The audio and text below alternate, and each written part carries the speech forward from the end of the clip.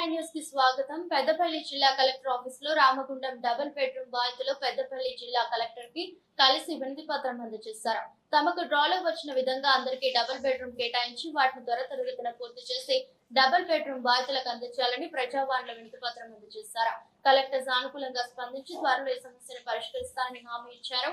ఈ కార్యక్రమంలో Ramagundam double bedroom బాధితులు సుమారు 660 మంది కుటుంబ సభ్యులు పాల్గొన్నారు.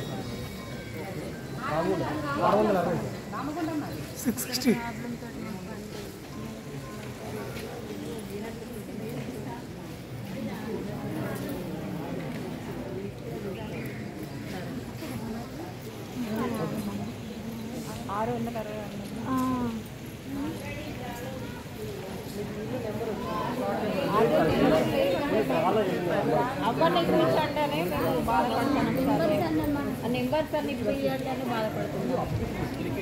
ఇది మీ ఇల్లు, ఇది మీ ఐడెంటిఫై